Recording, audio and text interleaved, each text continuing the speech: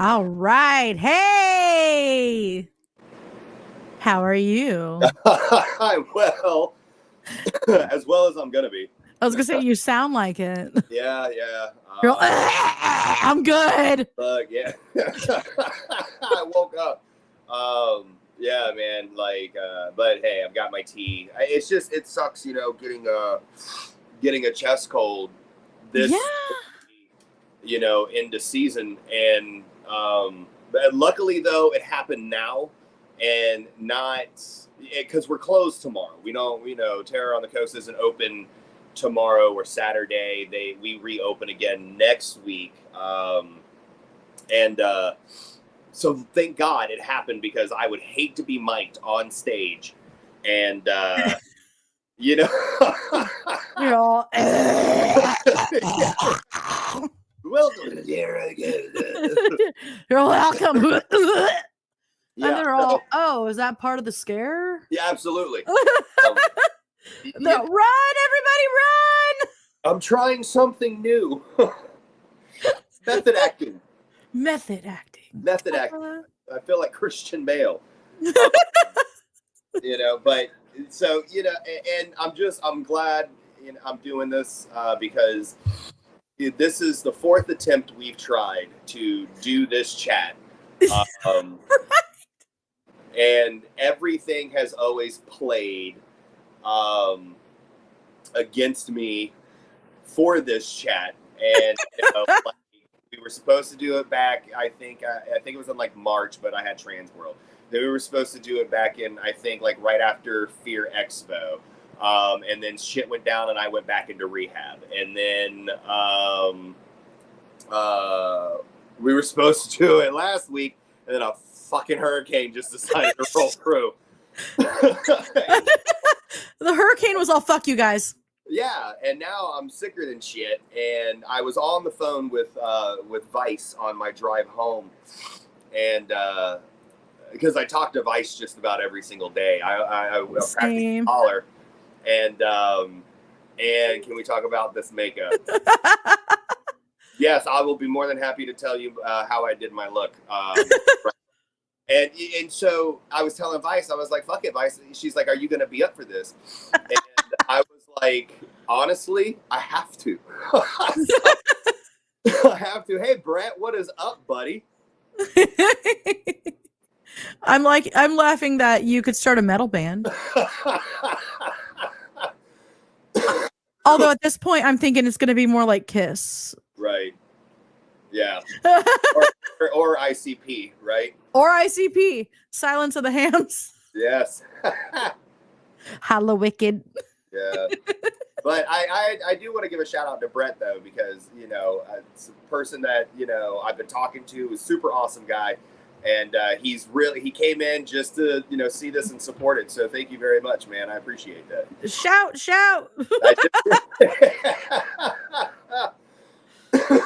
But I'm pissed off. Where's that fucking cunt at? Where's Vice? I don't know. I thought she'd be here immediately. Hi. So before we get started here, I will go through, because I've been pulling people up gradually so I can Oh yeah, hey. But I guess we will go through the whole hi. I saw Lico. Hi, Knox. What's up, Knox? Hi, Brett. Hey, Henry. Hi, Screech. Yeah, he's rad. I don't know if you caught the final interview that we did last year. But he's the one who was able to do all the really awesome guttural vocals. No, I don't know that. The growls and I got a few video. No, I had just gotten done with surgery. That's right. Yep, I had to go in for that surgery, so no. Hi, Susan. Hello, Brett again. Hello, Brett again. Rob, hello. I'm going to be interviewing Rob. I saw that on the schedule. I'm actually really excited about this. Yeah, Lacey, what's up? And by the way, Lacey, keep rocking with your airbrush work, yo. Seriously, right? Keep fucking rocking it, man. I'm so proud of you. Absolutely phenomenal. Yeah, very proud of you. Wolfman! Brett! Knox! Lico, what's up? I will star the and we talk about this makeup. I promise I will go back to it. It's funny that you can see everything, and I can't. I only see it as you pop it up. Oh, okay. So I'm trying to. Okay. Yeah. So we've all got the creeping crud. Yes, we do. Blech. But again, I'd rather have it now than have it in the middle of the run. Absolutely. Hi, Brett, again. Wolfman, be all cootie virus. I have the cootie virus. Run! Hello, Rob again. Terror on the Coast. Well, Terror on the Coast is located in Gulfport, Mississippi, my friend. It's really fun. It's really fun. Yeah, of course. It's funny. It's only 2.5 miles away from the beach, north. That's rad. I like that. So, and it's in a 60,000 plus square foot walk space building. The actual building itself is 80,000 plus square feet. The actual haunt, the walk space for the haunt is 63,500 square feet, I think. Oh, wow. Yeah, it's massive. Hello. What's up, Nathan? PV Slaughterhouse. Oh, okay. I remembered it this time. I remembered it.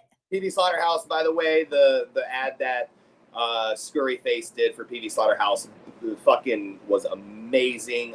When Tyler showed it to me, I thought that was so cool. It was a Blumhouse production. I love that so much. It really was. It was so badass, and it made me want to go see it. And and we all know I'm the biggest chicken shit when it comes to haunted houses, but I do want to go and see PD Slaughterhouse just because it looked that badass.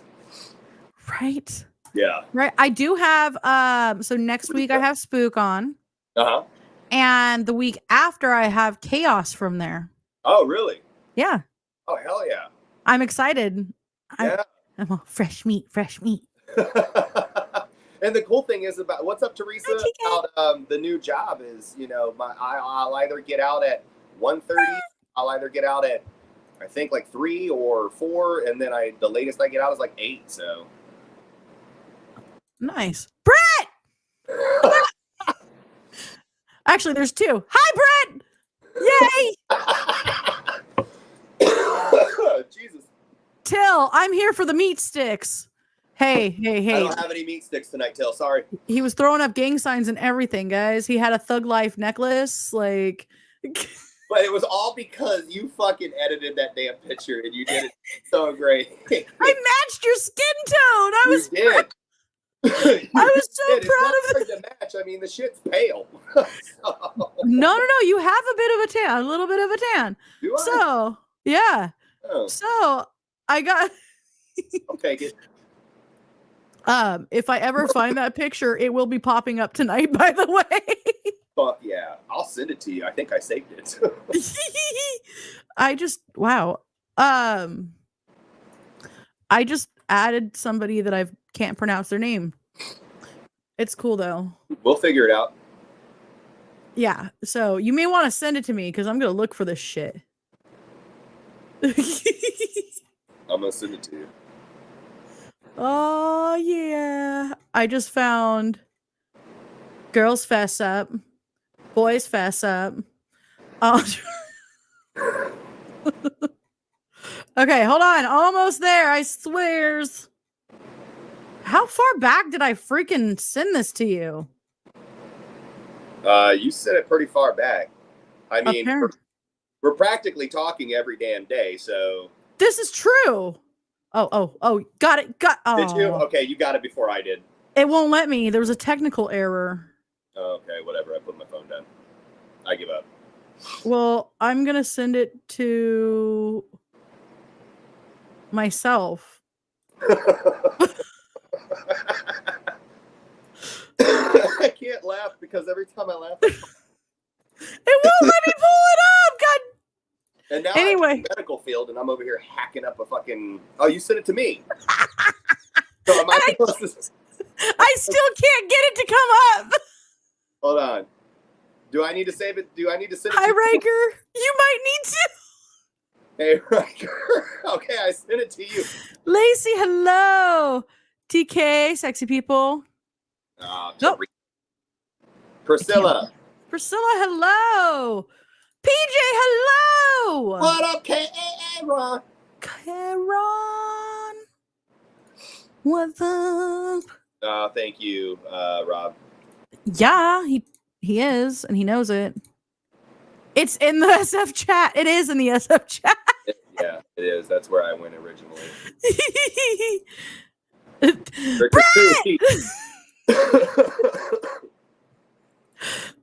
Okay, let's see. It won't do it. Well, I mean, fine. Whatever. This way. Whatever. I'll just go it this way because this is. I'm gonna see. I got it. Yes. I had to open a brand new thing. Are you guys ready for this? I showed it on my phone. Yeah, but I was on the other side of the screen. All right. All right. I don't know. Okay, guys, ready? There you go. The hand is so tiny, though. So I just got off from work. I'm wearing my bandana because I sweat more than a fucking hoe is sweating because she owes her pimp money. And she's going to be late on that payment. You look like the pimp. Dude. Let me tell you. So I'm mowing the lawn earlier in the week before I felt like shit. And I'm wearing my bandana. I got my shorts, my basketball shorts on and my shirt on. And my aunt looked at me and was like, "Why do you look like you should be in a biker gang?" And I was like, I don't know. And my aunt looks right at me and she's like, "Watch out, girl. She's crazy." And I was like, last I checked, I had a penis.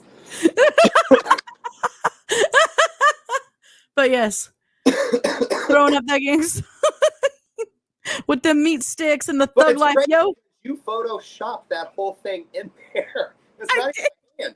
I got one hand holding the meat sticks and the other hand taking the damn picture. So I got 3 hands up in this. The best part is I made it look like you were like hugging the meat stick. Because I am. I like it, man. It's my meat sticks. Girl, yes. I hold them right here to my heart. It's like my favorite snack. You would like to go terrorize people at Spirit Halloween.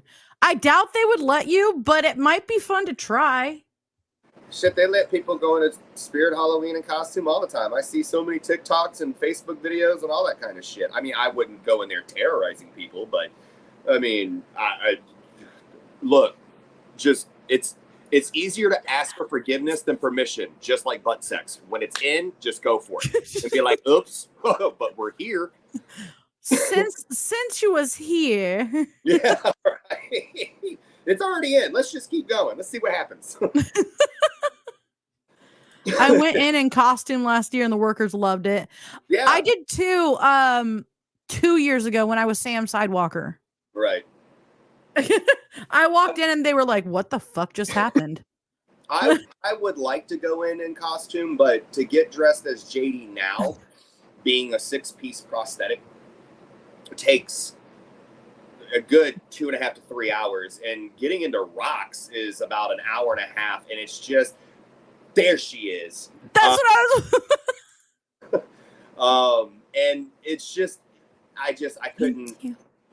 I wouldn't be able to do it. It would make no point for me to waste the prosthetic and all that makeup to go into Spirit Halloween.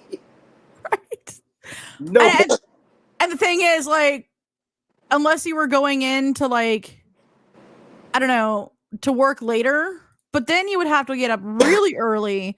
Yeah. And like have the day off or whatever first. Uh-huh. And then it would have to be a whole day. Yeah. That I would have to dedicate to be able to do that. And unfortunately, I mean, don't get me wrong, I love to get dressed up as JD and I love to get dressed up as Rocks. But when I get dressed up to be JD and when I get dressed up to be Rocks, I get paid. Exactly. I don't. It's not like they're are certain circumstances where I, like if I'm at an SF event, I will bring out rocks or JD. It depends on what Tyler wants. So, you know, if Tyler wants rocks, then I'll bring out rocks. If Tyler wants JD, then JD comes out. Other than that, you know, I strictly get dressed when I get paid. Right. Yeah. I will drive you there and you will freak out the cars next to Yeah, That's my dad. Do you guys ever have, I'm sure you do, but I have these moments that I cannot stop laughing at when I drive to my haunt because I do my makeup ahead of time before I go in. And I drive to my haunt in makeup. No. And people seem to forget that it's October. Yeah. And they are like looking at me when I'm just sitting at a car or at the stop sign or stoplight, just like jamming out to something. And I'm just like, yeah. And they're like, yeah, no. Smiley and I did that once in Georgia. And okay. Smiley did not live in the best of neighborhoods. I'm going to tell you that right now. And we were doing filming for you fucking chongas. Sorry. Yes, dude, Chimmy fucking chongas. And so we had to go to the haunt, and we had to go to film something there. So we did filming at the house, and then we had to go film there. That was probably one of the most intense moments of my life. Now, Terror on the Coast, where that's located, not also the best parts of Gulfport. So I am not dressing up where I live in the middle of bumfucked and you have a pretty mouth and going to drive into the not best so parts of Gulfport. Because I do have to cross through some pretty sketchy areas to get to Terror on the Coast. And JD is not the one to be seen out in these areas. David says at his haunt, they have to do half their face before they can leave for the haunt. There's a lot of haunts too that do specify that. When I was working at Universal, it was mandatory that they remove all of their makeup prior to leaving. And the reason why is because they used to let people go without having to take their makeup off. One of the performers got pulled over because somebody saw the wounds on their face and thought it was legit.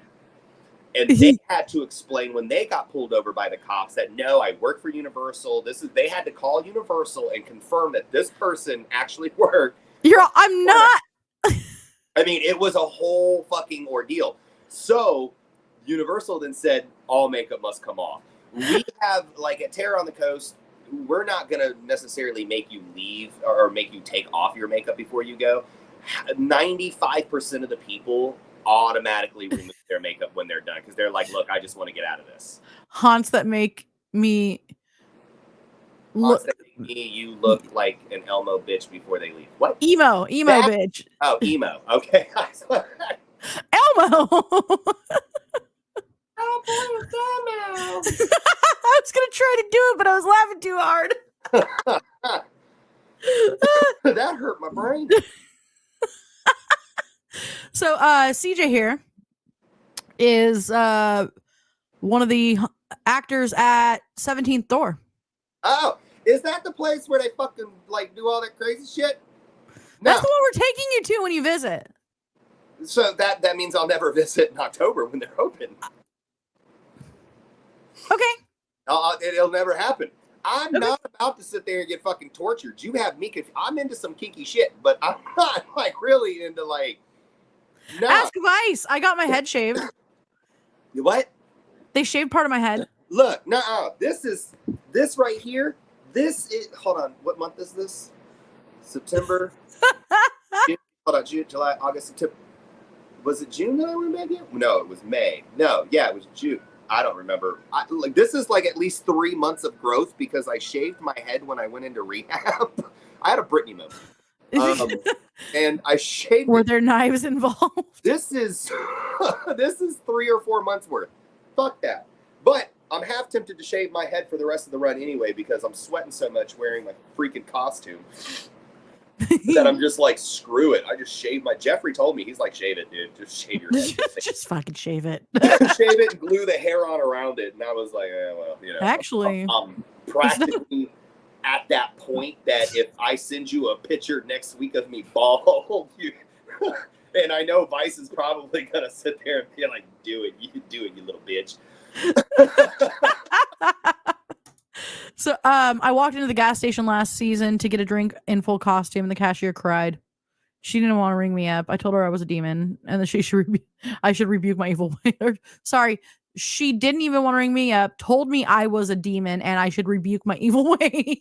I got so we have a group, and this is a true story. This is too fucking stupid to make up, and it goes just along the lines with what excuse me, he just said.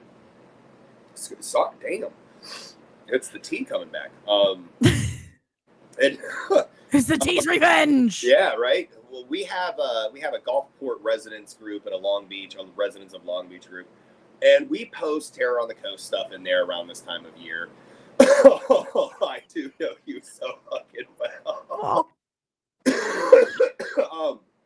So they posted my advertisement in the Long Beach page. And this lady straight up screenshots it, shares it again, then talks about how her shit gets deleted, but this Satanist shit goes up. And I'll tell you, once that happened, the whole haunt went ape shit on her in that group page. And I was just kind of like, wow, so I worship the devil. And then I finally told her, I said, you know what? You did nothing but help promote the haunt even more by sharing this post and having to sit there and even comment and say what you had to say. So thank you so much for doing what you just did. Because now all of these people that you just pissed off over this all came to the haunt. And they all told me that they made the comment about this person or about this or about this. So they all wanted to physically come see the devil worshiper themselves. That is fantastic. Yeah, I mean, when you know, because you just see this picture, but you don't expect when I walk out on stage and how I command the audience when I get up there and I do it. You don't expect that, so they're in awe because they see this picture, and I'm standing there like, just, you know, and then I walk out on stage and I'm just like all in their face from, you know, I'm good 20 feet away, but I'm still in your face and I'm commanding that I want you to do this and I want you to do that, and everybody does it. They're all gonna be like, holy shit, dude, like you're so much fun. I was like, I know. And guys, if you haven't seen like the intro for Terror on the Coast, you need to go look it up. There are YouTube videos out there. Yeah, there's a couple. From this year? No, not from this year. From last year. From the years before. Oh, okay, yeah. Yeah, but it's you. It's showing how you are with the crowd and how you interact with the crowd. Yeah. And it is absolutely phenomenal. Like, well, thank you. I'm a little shy, and it takes a little while for me to actually get to a point where like I'm yelling and I'm screaming and I'm in character. It takes me a minute. Yeah. So like you going out the way that you do is fucking impressive. Well, thank you. And that's the thing, what you don't see. I leave the makeup room about, I want to say probably about 20 minutes before we go on stage. And this year, JD is not he's not the one in charge. Butt stuff. Butt stuff! I love butt stuff. And you know, this year Gunk, you know, she's taken center stage, and she's pretty rad. Gunk is amazing. I absolutely adore her. I love her. We have great chemistry together. And you know, the thing is that nobody sees this, and she does. And Wesley, who is an incredible photographer, videographer, web designer. I mean, this man captures JD in every video that you've seen and every photo that you've seen that has been like the highest quality resolution, he has captured the essence of who JD is. And he's out there and he's helping us. But what they see and what the owner sees, Kevin, one of the owners, is they see my nerves go through the roof. What you don't see is that prior to me going on stage, I'm shaking, I'm nervous, I can't, my adrenaline is pumping so much. Yeah. And at that moment, I have to sit down and I have to stop and I have to close my eyes and I have to really find my inner self at that moment. And then I find the lion, and I've always said JD is like one of my favorite animals is a lion. JD is the lion. He is the king of the jungle, and his laugh is the lion's roar. That the first thing that people know, when a lion is announcing himself to the rest of the animals, he roars and everybody knows the king of the jungle is here. When JD makes his entrance, he laughs. That way the king of the jungle is here. And so I find that moment, and when I'm able to feel that the animal instinct in me, the whole demeanor and my whole thing changes. And Kevin slaps me on the back and he says, "Let's go." And at that moment, I switch it, and the nerves go away. Everything stops. It's like the whole world stops and slows down. And I'm seeing everything now from a third person's perspective. I'm no longer seeing it through my eyes. I'm now seeing it through the eyes of an individual who is just so angry at everyone. But the way how he takes it out is by insulting you. He doesn't scare you. He doesn't, he insults you and he makes you feel bad. But you laugh at the same time because you don't, like, I say things that people will be like, "Oh my God, was that racist?" Like, I think that was racist. And they laugh. And I'm not being racist at all. No. I push that line of where I really get you to think about what I'm doing. Tyler! Red tie, daddy. And that's the fun thing. But when JD walks onto that stage, he commands it. And you'll always notice it's that true. I talk about JD in the third person because I'm not him. Well, I mean, I do the same thing with the Wendigo. Yeah. I do the same thing with my clown. Mm-hmm. They're not exactly me. They're not me. I'm the world's nicest person. I will do anything for anybody. Limitations, I'm setting boundaries now, and I have a backbone, so I'm not letting people fucking walk all over me. But it is one of those things where I always speak of JD and Rox as a separate entity, because they are separate from who I am. Rox is a crackhead. JD is just a sadistic, nasty asshole who just doesn't like people, but whatever. I'm caring and giving and kind. Yes, this is true. So Brett would like to know, is that a rock collection on the wall? They are crystals. That is rad. Yeah, they are crystals. Minerals and shells, thank you. What the fuck ever. Look, where Rod? What's up, Riggs? What's up? Scariest thing is not knowing what something is, but it's right in front of you. Yeah. Yeah. Basically, like you can tell my mind's trying to figure that. Going into the unknown. Yeah. Okay. Basically, the nerves. The reason why you're getting the nerves is because you're basically feeling like you're going into the unknown. You're just going into something that you don't know how the fuck it's going to go, because you really don't know how it's going to go. But then you kind of like snap it too, and you're like, who fucking cares how this goes? Because I'm the one controlling how it goes. Absolutely. And you do control it. You do. And that's the coolest thing about Gunk, is that she 100% controls all of that. And where's Rox? It is great when Gunk is out there, because she opens the show.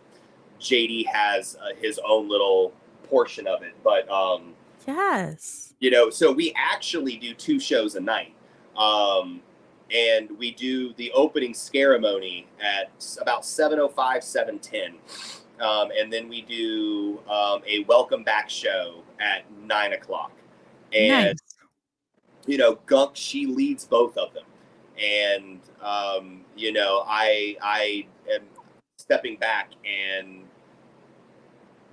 the fun thing is with, you know, the way how it is that, you know, she has center stage and JD is letting that happen. That's awesome. You know, and that's the relationship that Gunk and JD have. And the way how we play off of each other, there's just, I said it once and I'll say it again. I mean, there's amazing chemistry. You know, Gunk and I get ready together, and you have seen the picture. Yeah. Us out of makeup and us in makeup, and you know, we're side by side, and when we're getting ready, and we're laughing and we're joking, and you know, we're having so much fun. When we went to go do the news thing that happened, it was kind of like one of those things where, you know, the owner pulled us real quick and was like, XYZ, ABC, blah, blah, blah, blah, blah. All right, go get them, Tigers, because they have no idea you're in there. And so we both just looked at each other and was like, okay, I'll do this. I'll come from here. And she's like, okay, cool. I'll do this. And I'll slide out, and then I'll slide it out, and I'll slide at him. And I was like, done. And then I'll come behind you. So the way how her and I work, there's just that chemistry that it just seemed like it was naturally supposed to happen. I love it. So I'm going to get to a couple comments here because I've starred a few, Okay. as I have like just not been able to get to them because they're really longer. They're longer ones. They're not ones I could just pull up and be like, yeah. I thought it was because I was talking too much. No. While you're talking, I could pull up the little ones and still they get acknowledgement, and you know. Right. But so Lego said, I went to the church Halloween party as Lego the Clown. I had adults running and hiding. Screech says that I was not allowed to wear Screech at trunk or treat at church, which is hilarious because the amount of kids that have wanted to pet the Wendigo dog is funny. Wow.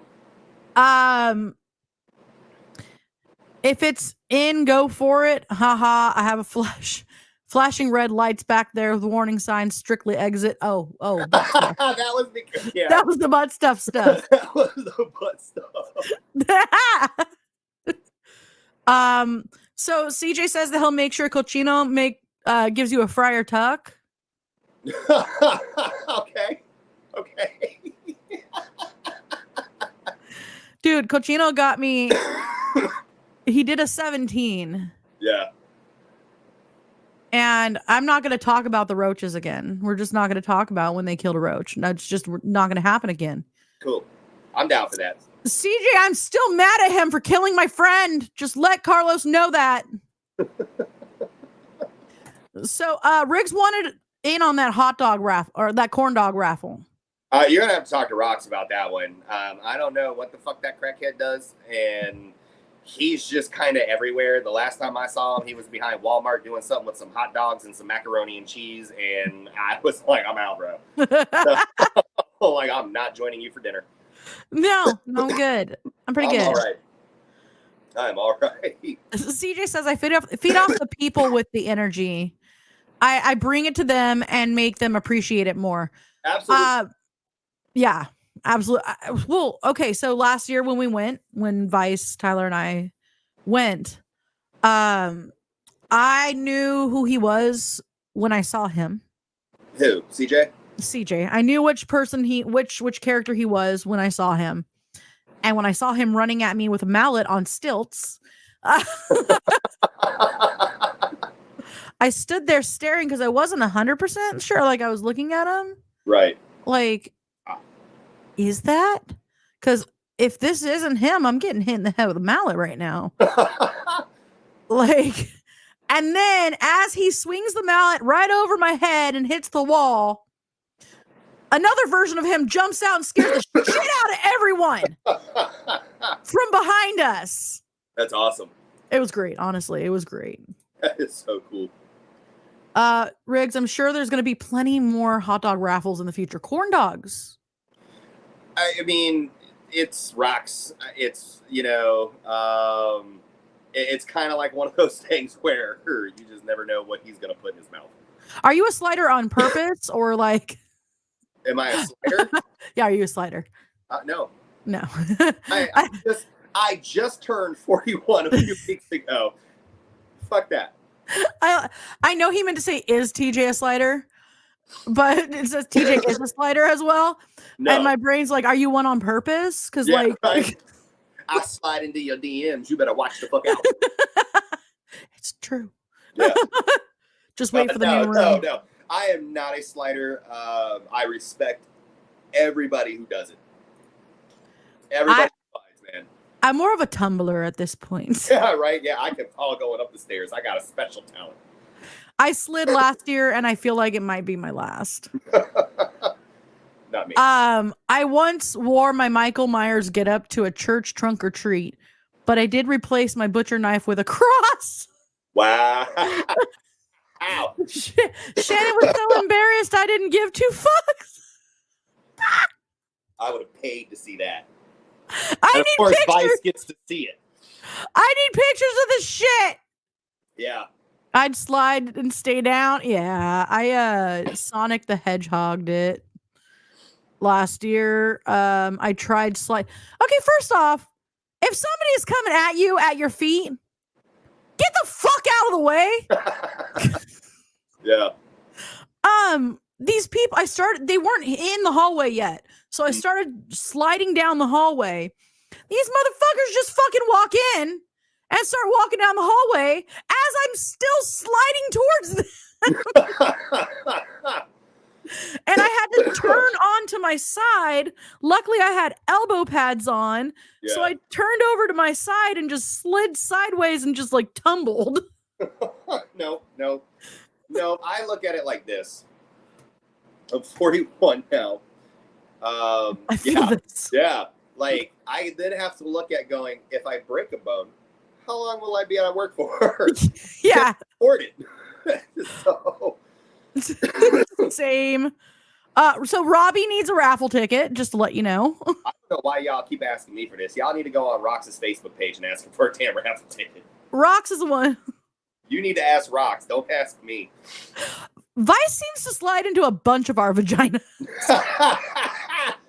Oh, I had Vice's vagina in my face. That was the first time that I ever met Vice. Vice had mine in her face, and that was the first time we'd really met in person. Yeah, no, it was the first time I ever met Vice in person. I just had Vice's vagina, boom, right there, and it was like, oh, cool, fish and chips.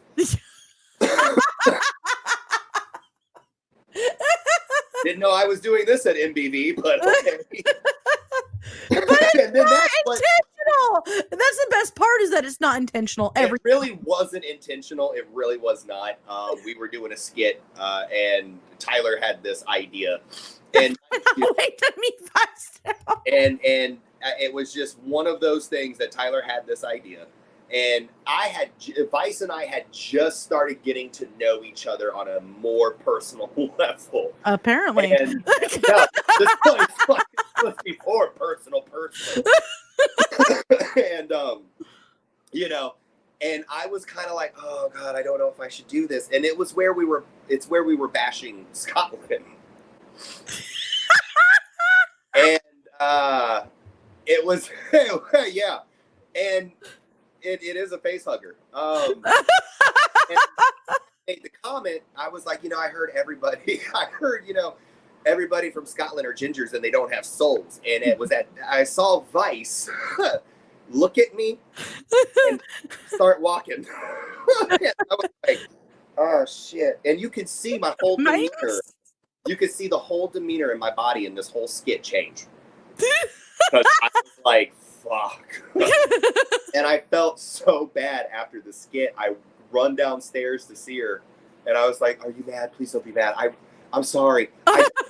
She's like, no, I'm not mad. And I was like, oh, okay, cool. So you're she's Cockney now. Now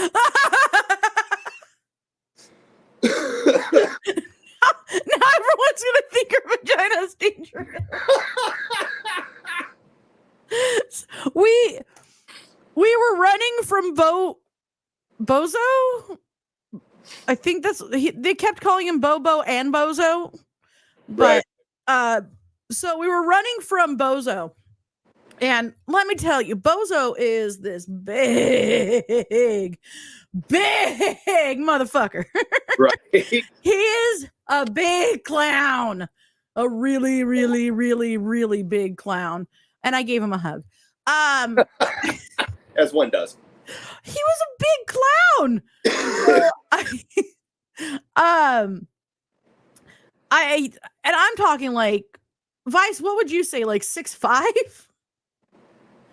And then just wide. He's just a big dude. Yeah. He juggled Hexus and Tyler's balls with a baseball bat. But we're told to run. And I like slid back behind these pallets to hide from one of the clowns, and here comes Vice coming in hot, freaking boom, face in the vagina. And I was like, oh, hello there. And what's your name? And I still don't know how I got the wood chips in my pants. But that is a fish trip. We're gonna what the fuck was that? That was my Scottish impression. It was more Cockney. Not gonna lie. You know, Vice is the only hit him up later. Vice is the only person to scare me on FaceTime too. Like I because when I call her, I FaceTime her, and I was sitting there and I was working and I was trying to and then she fucking screamed something. And it scared the shit out of me. A vagella? Her vagina is a 3-time felon. It's a vagella? I can't. I'm sorry. 6 foot motherfucking something. That dude was big. Oh. At least Vice's vagina didn't talk back. Well, you know, that we know of. True. Howdy, Rob. How's things going at Malice? Okay. Whoa. Lord, I saw an actor at a haunt. He was 7 foot tall who was called Behemoth. I don't know who's scarier. Yeah.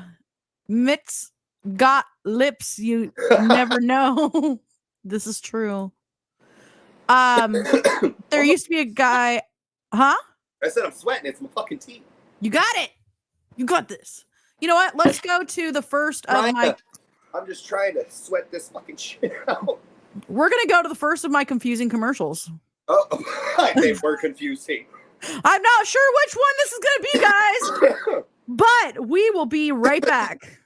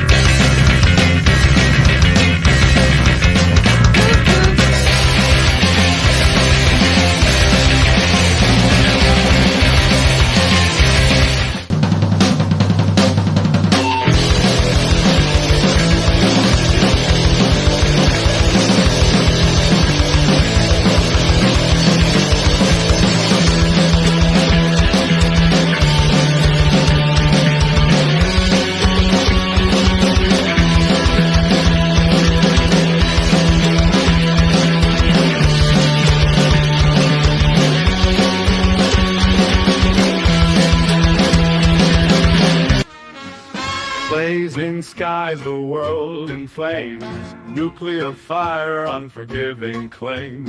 I survived through the dust and ash, came back in time to give you a chance. Oh, sorry. Hey! I thought it was going to say, and now back to the show. So Listening, I was messaging Brett. I was on the other side going, oh, it did say now back to the show. Right, yeah, I was messaging him and I was like, dude, I told you I look and sound like shit. Sweat that crud out. Dude, that's what I'm trying to, Vice. Like, this whole thing is, I filled it, you weren't here for this because you were a cunt. I filled it up to here to look like honey. The rest of it's nothing but like hot tea. And then you are my sunshine. Because this is my favorite cup because I remind myself every day that I am my sunshine. You reminded me to drink some more tea. Because that's what I drink my cup of coffee in. that is my whole cup of coffee when I watch the sunrise in the morning. Oh shit, I just moved my shit. I'm trying. I'm trying. You got this. You got this. I am so trying right now, man. So, God, before, well, I mean, was there a before JD? Like, what character? Yeah. Actually, yeah. I have JD. Well, okay, before JD, I had Belial, which is the demon of lies. Rad. And I had a character named Baraka. And nice. I will actually, if you want, I will send you the pictures to them and you can share them. Yes, please. And these are pictures that, you know, people really hardly ever see. These two characters never spoke. And it was one of those things where I didn't want speaking characters. I wanted characters that were more animated and made noise. You know, they were kind of like one of those things where, and then I also had another one called the Harvester. And he actually was really cool. He was a full body character. And then Baraka, he was a full creature suit. That we're going to finish him. Yeah. Baraka weighed 45 pounds. Holy shit. Yeah. Sort of like some straight up like Godzilla style suitmation. Yeah, it took about 3 people to help me get dressed. Wow. Baraka was one of those characters that I would be in the darkest area possible because we take 8 or 9 glow sticks and we would break them open and I would rub them on the face and on the hands and we would put it all over. The skulls on the outfit would all light up. The rib cage was exposed. And on the back of him were bones protruding out of the back with severed heads and everything else like that, entangled in webs. And from head to toe, it was fully covered. You couldn't see any skin. And our first character is Mr. Meat Stick. I'm proud of myself on that one. The hand's a little small. Yeah. Yeah. Okay, so here we go. That's Belial. That's the Demon of Lies. That was one of my first silicone masks that I got from a model. Nice. And that was on stilts, by the way. Jesus. So I did that one on stilts. And I only did that character, I think, once. And then I retired him. Okay. I just didn't really care for it too much. Okay. And that's when I realized at that moment, silicone masks just aren't for me. I love them. They are beautiful. That is Baraka. That's rad. So you can see on the side where you see the bone protruding out of the back. Yeah. You know, everything on him glowed. You see the rib cage coming out of the torn shirt. He walks like a raptor. So imagine 45 pounds on your chest and you're hunched over like a raptor and you're walking and he purrs under the mask. So when he's purring, the mask bubbles out at you. And the way how I do it is it's like a cat purring. Okay. So it's kind of like one of those strange things where you don't necessarily, you don't know what it is when you see it far away because it is so lit up and so animated. And by the time it gets close enough, you realize the sheer size. You don't even want to know it anymore. You're like, nope, good. I'm going that way. Yeah, peace out. Yeah, peace out. And that's the Harvester. That's rad. That is a full chest full foam latex prosthetic and then the back of it actually was a casting latex cowl. We took actual twigs and glued them, and we made holes in the actual piece for us to glue the twigs into it. And I hand laid all of the real moss and the vines coming off of the duster jacket. And the pants were made out of burlap. This actually was also designed to be on stilts too. Okay. So yeah, I do. JD was created the night that Baraka and the Harvester.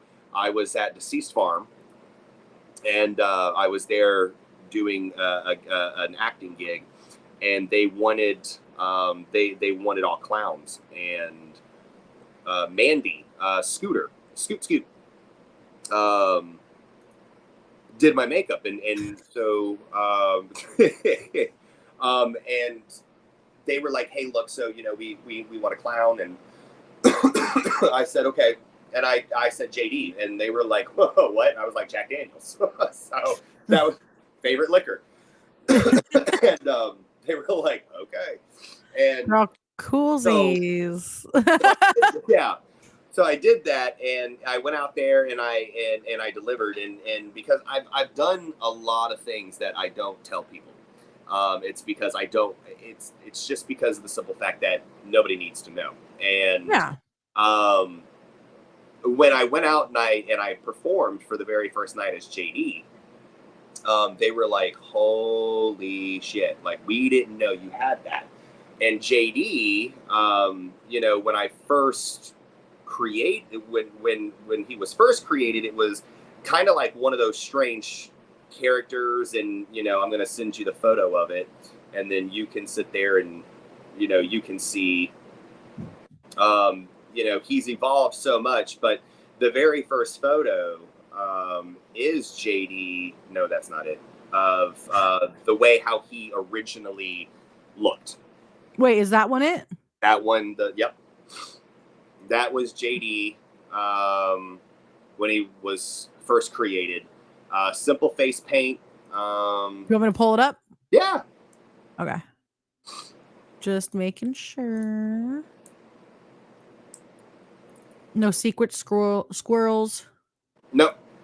I can't speak right now. You're good. Secret squirrel. There we go. That was JD when he was first created back in 2016. Okay. And you can see the ribbon on the jacket. I lived about a mile away from where the Pulse nightclub shooting happened. Yeah. And so that's a Pulse ribbon.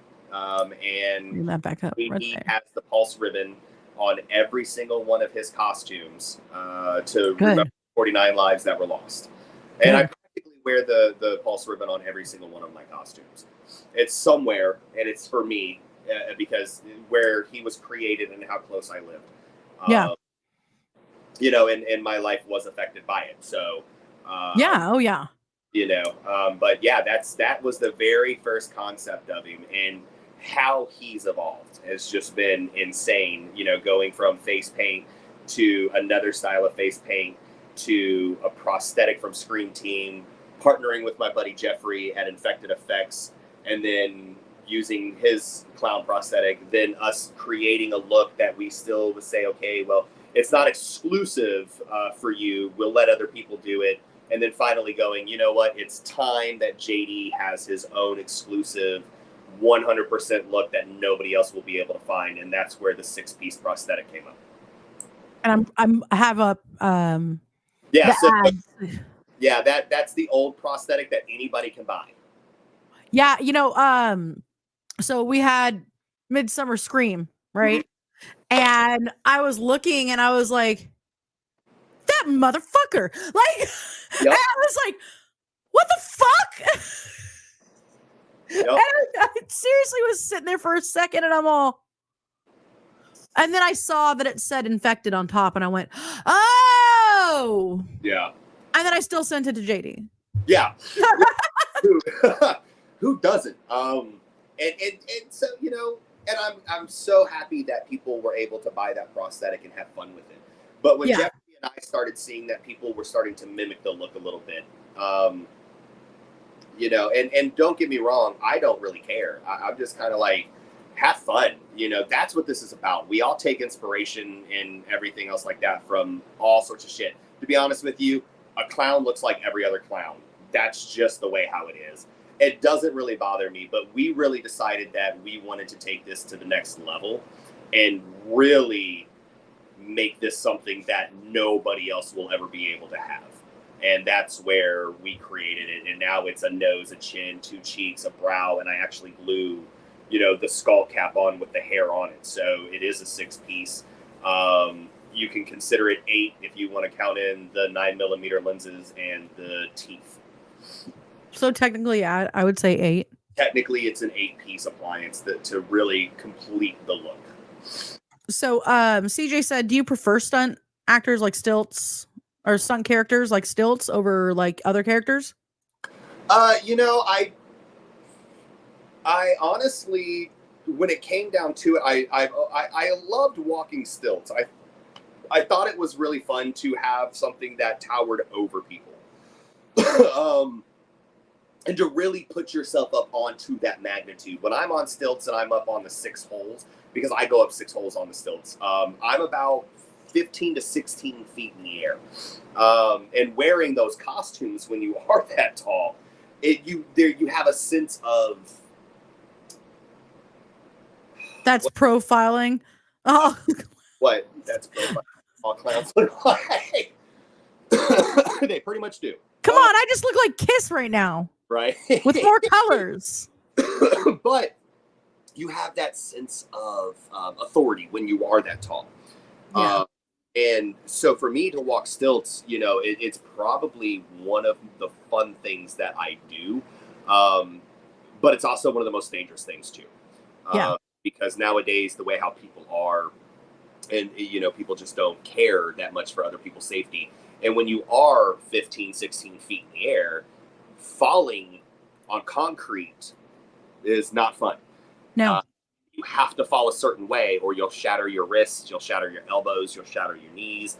That's the cool thing. When I worked at Universal, they offered free stilt walking classes, and I got to take them. So I learned how to fall appropriately and correctly, and how to do safe maneuvers with it, but you still don't know what the crowd's going to do. This is why I just want to be in a underwater haunt and be in the water, because I can do stuff in water and not hurt myself. I'm good at that. Well, I think we all are. I did water polo and swimming because you can't trip and fall when you're already in the water. Yeah, that's true. But I'm sure you're talented enough you could figure it out. No, usually it was going off the high dive and losing part of my swimsuit.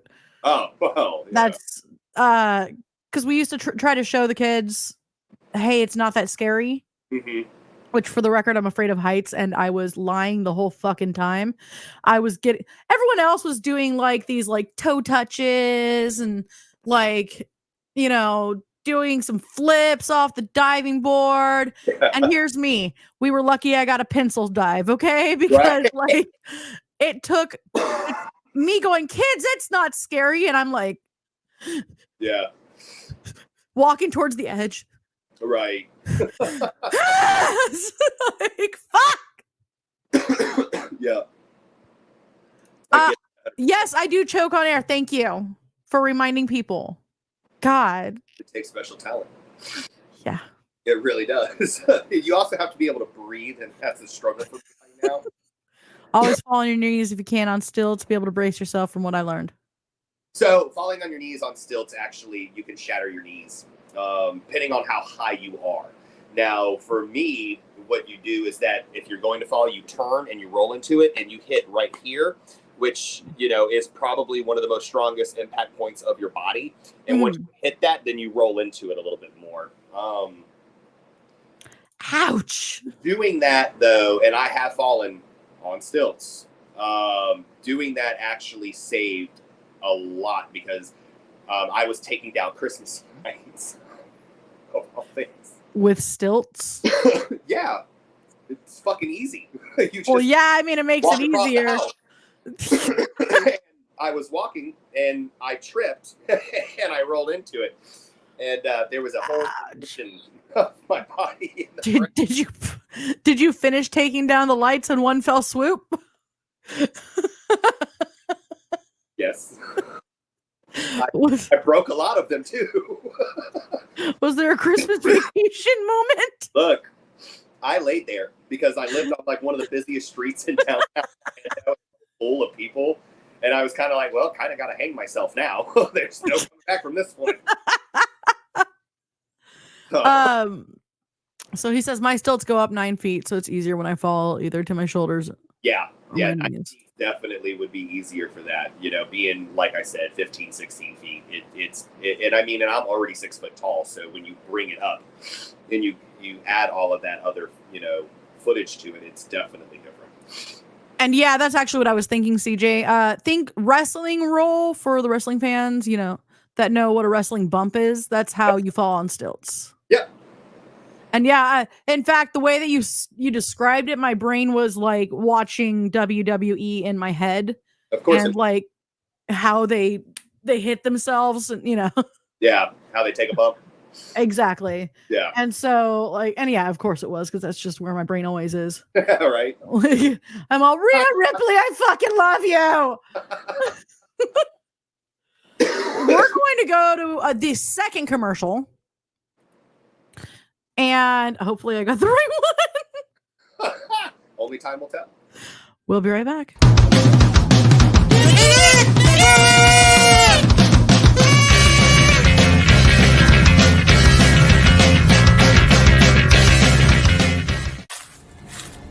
This fall, prepare to enter a realm of terror. This forest is creepy. I'm scared. Are you sure we're going the right way?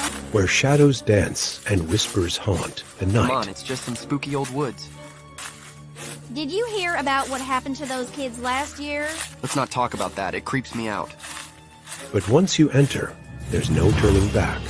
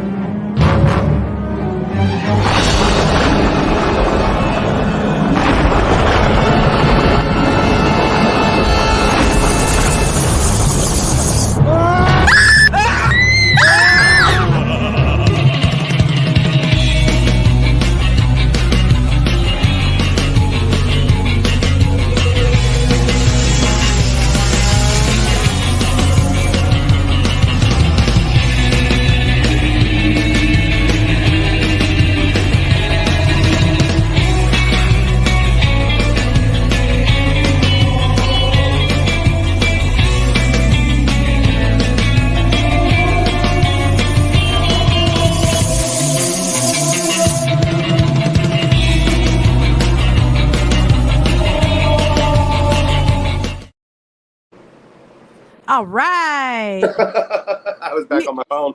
Wait, you know which one I haven't done yet? What's that?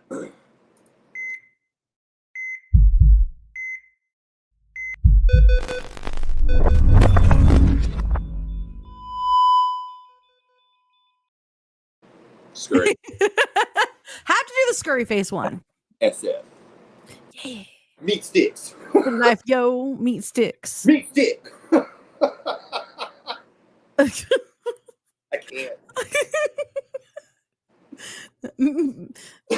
That's your gang name now. Meat stick. No. Lil Meat Sticks. Little meat stick. Because you always have to throw the LIL in front of everything. I'm a little meat stick. Lil Meat Sticks. Little meat stick. Yeah. The best part is this is LA. Yeah. That's true. So we're what? Lil Me Stick, yo. What? I should change my profile picture to that. Well, thank you. So damn good commercials. For the record, gonna plug myself here for a second. Do it. We do sell ad space. We can put you into those ads. Obviously, you saw that Spook Trail is one of our sponsors. We have static ads. We have midway ads. We have a combination thereof. We are also creating logos now. So, and there's a Pickle Rick over there. But we are doing logo creation right now as well. So, the prices for that is going to be up soon, which is great. You guys, Odd Mother comes back tomorrow. I'm so excited about this. So I forgot what subject already because I'm, like bad at that shit. But I guess you're just going to have to fucking tune in and find out. Damn right. That. Yeah. So we've had a lot of fun. We have had conversations about I'm Pickle Rick. Oh, the ghost story that caught a serial killer. Okay. That's what she's talking about tomorrow. Cool. Oh, thank you. I just got a happy birthday message from Boogie. Oh, yeah. Plus, there will be a Patreon after. Okay. So the Patreon is, we do have $1 and $5 tiers. $1 is like, hey, you like us, you're supporting us, but you're not going to get to see a lot of the graphic stuff. Right. $5, you're going to see a little more graphic stuff. Pictures that we otherwise wouldn't be able to show. Last year, we showed pictures of Jack the Ripper victims. Oh, wow. That's what I have Reddit for. Yeah, true. Thanks to your pigs who got me on that. Yeah, Reddit is... Yeah. I fucking love Reddit. Yeah. But... Yes. Cool. Sorry, I'm like messages. It's okay. And it's fine. It's no big deal. Actually, one of the messages that just came through was from somebody from PV Slaughterhouse. Oh, sweet. Even better. So, yeah, not worried about it. She's awesome. So, again, we talked about your haunt here on the coast. We talked about the evolution of your characters. Yeah. We didn't talk as much about rocks as like we did about JD, but that's okay because this isn't the last time you're going to be on here. That's if we can ever get another one scheduled. We'll figure this shit out, okay? Yeah. We will figure this shit out. Yeah. We have talked about older characters, Raka, Balel, and that's rad. These are characters that I was not aware of, and I loved seeing those, and I'm sure everybody else loved seeing those. Yeah. So sometimes we get into a little bit more serious subjects, though, on the show. And this year's been fucking rough for you. Yeah. Hurricane free. Yeah. Yeah, this has been a bit of a rough year. I know that you had some struggles of your own that it fucked you up. It puts you in a dark place and puts you in a hard spot. Like, can you tell me a little bit more about what happened? I mean, there's really not much to, say about it. I suffer from alcoholism. And, it's hard because what people don't understand, and maybe there are some people that do, for 15 years I have used the substance to deal and cope. Mm-hmm. And, instead of dealing with it in the moment as it happens as an adult, I dealt with it by numbing it. And I did that for so many years. And what people don't understand is that it's easier. So if I fuck up this is the best way for me to be able to explain this. If I fuck up and I go and I drink, everybody's like, oh my God, he drank. I can't believe it. How dare him? He this, he did. I can believe it. And the reason why I can believe it is because it's easier for me to do that. It's easier for me to go numb it than it is for me to deal with it. Mm-hmm. People tend to forget the amount of strength it takes to not do it. Absolutely. And that's the big thing. I'm very open about, you know, my addiction. I'm very open to anybody who ever wants to know the struggles. You know, I did go back into rehab. Some shit went down, and I've never said this out loud before, but I tried to end it all. I tried to drink myself into an insanity or death. And when I came out of it, I knew when I came out of it, I knew I needed to go back into treatment. And going back into treatment, I learned a lot that was in there. And being back in there, I learned how to finally accept a compliment, which is always something that I've never really been able to accept or figure out how to take. It's hard. It's very hard for me to accept a compliment. I'm so easily able to accept criticism before I can accept a compliment. I feel that. When I was leaving, 12 people spoke to me, and they all said, in just the short amount of time that I had been there, the impact that I made on their life when I told my story. And my story is not something that I tell everybody, but I did tell my story to them. And every single one of them said how my story impacted their life and how I can be a happy person with all the shit that I talked about. And it was at that moment that I realized, when somebody says that, you know, hey man, you impact, like you inspired me. You helped me become better. You do incredible things, and you know, people look up to you and all this other stuff. I now know how to accept that from going back through treatment. Mm-hmm. I did have a mess up a couple of months after, and that was for a whole other reason. And then when I came out of that, and you know, being in addiction and being drunk, I've done some terrible, terrible things. I have said really cruel and mean things to people. Mm-hmm. Things that I'll never be able to take back, and I have to live with for the rest of my life. And the second go around, or not the second go around, but this, you know, this past time where I did slip up. I slipped up for a few days. When I came out of this one, something clicked. I don't know what it was. Something clicked, and I dumped out the last bottle of liquor that was there.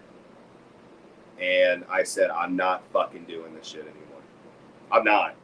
And I've never been more done with something in my entire life than I ever was at that moment when I dumped it out. Yeah. And doing that, and now really focusing on myself, really putting myself first, getting a backbone, no longer letting people use me, no longer letting people take advantage, no longer letting people be able to get under my skin or me worry about what you think or what you say about me behind my back. I don't care the fucked up shit that anybody talks about me behind my back, but you better well fucking tell everybody the good shit that I did, because I did more good than I ever did bad. Yeah, exactly. And the thing that, you know, people have to remember too when it comes to addiction, and this just isn't for me, this is for anybody that is out there that think that you're alone or anything else like that. I'm here to tell you, man, you're fucking not.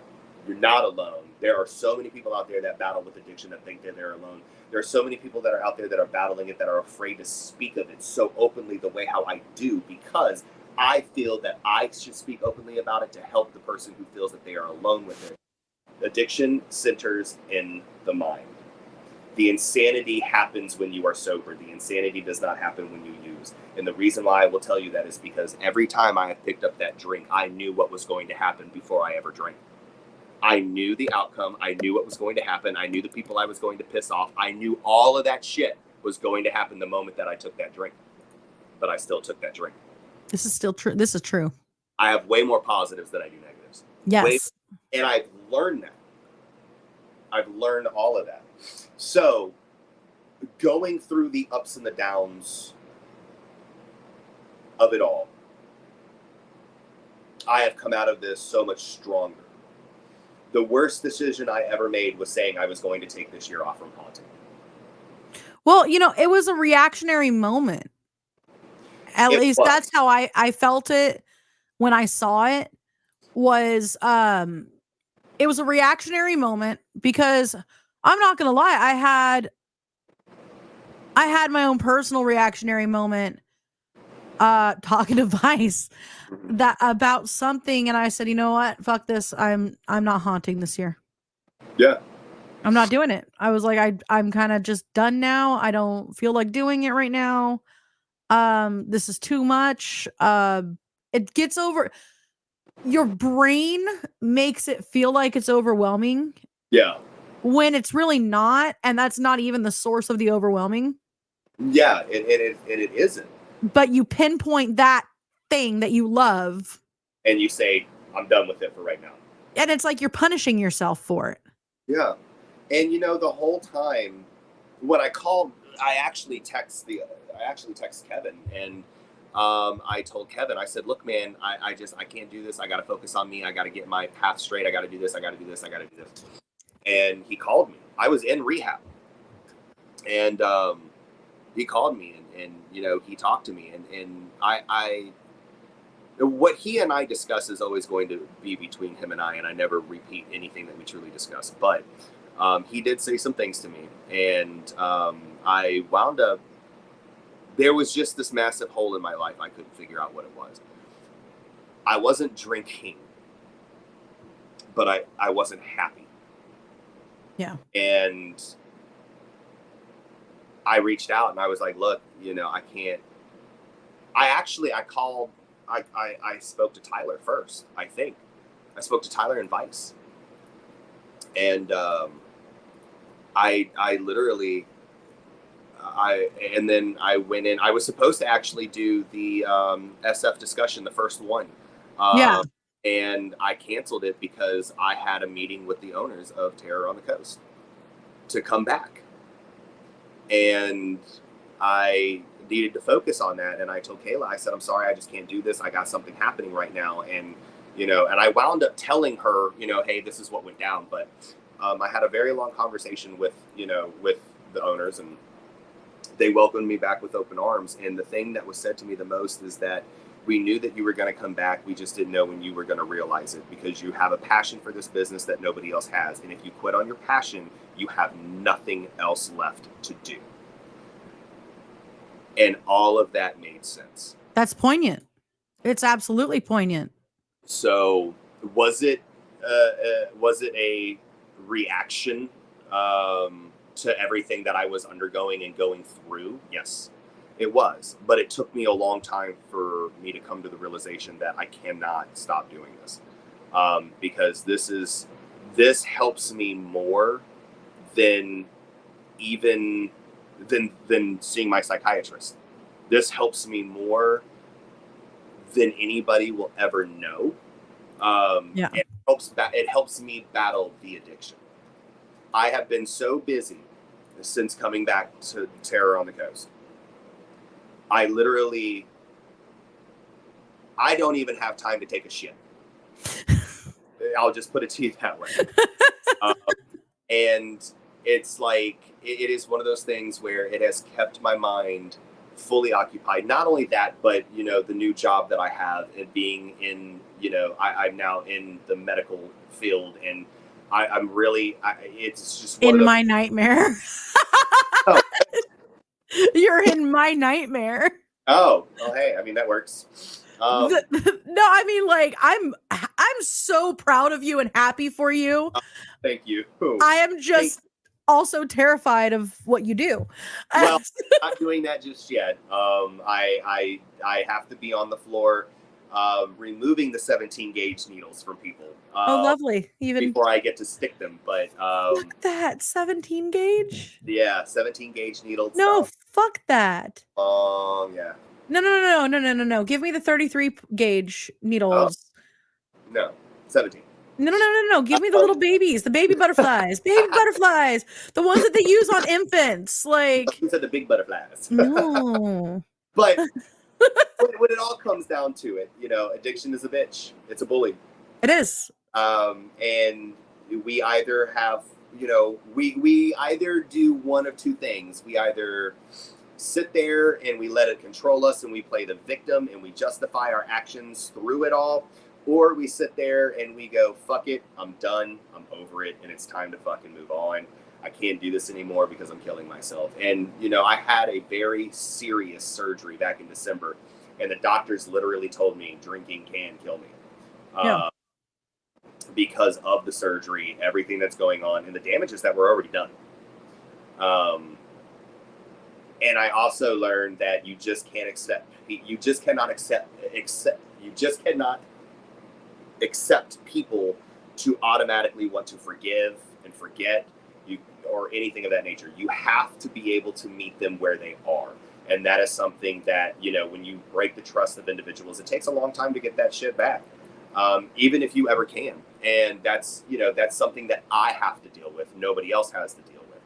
Yeah. So now with my journey through my sobriety, I'm not sharing it as much as I have before.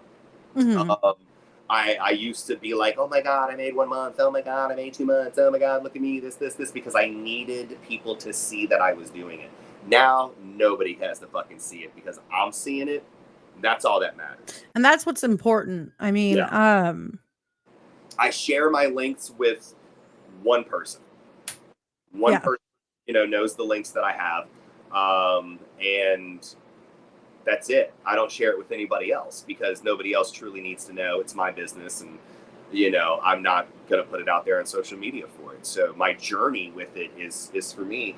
And everybody else, can just... Do you feel like that's helping you this time around?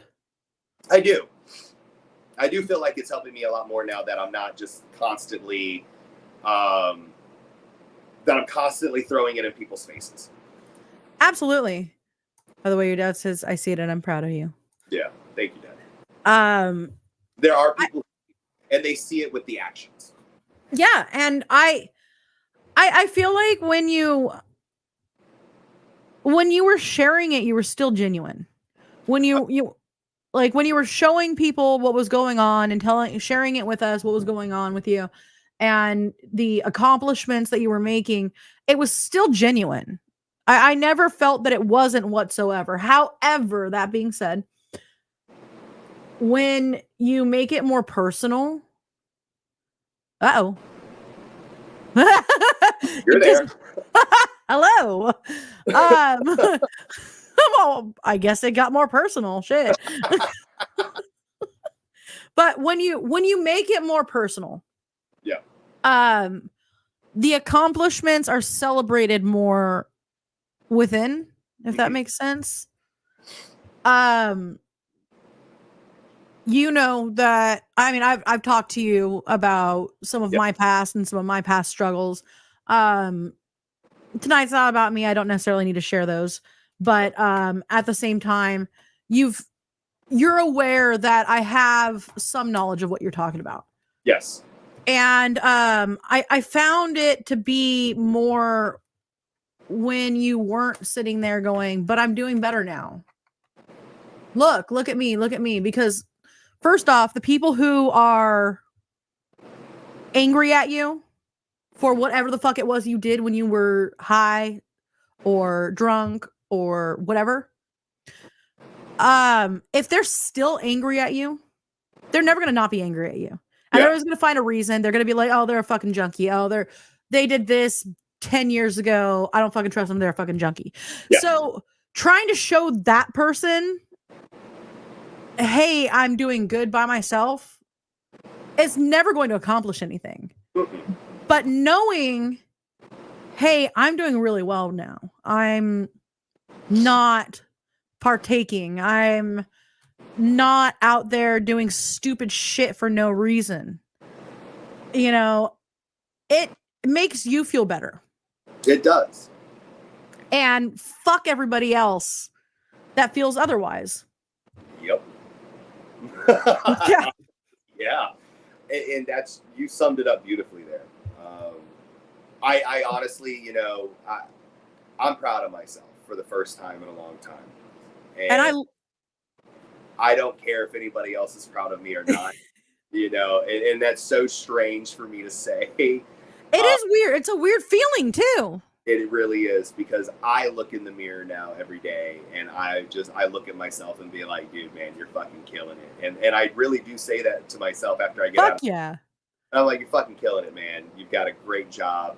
You're doing what you're doing it, man. And you're living it. And I do say that to myself when I'm looking in the mirror after the shower, and I kind of pump myself up before I leave the house. And then I get in my car and I jam out to Hollywood Undead and shit. It's like, fuck yeah. And, you know, fucking falling in reverse and all of that shit. Like, I'm happy. And that's everything.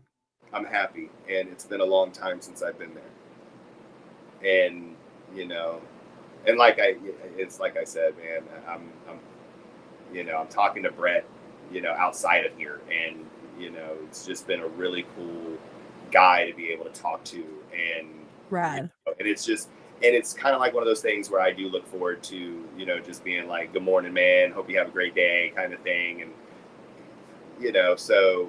And I like that. I've been very happy now for the last, you know, couple months. And now just, you know,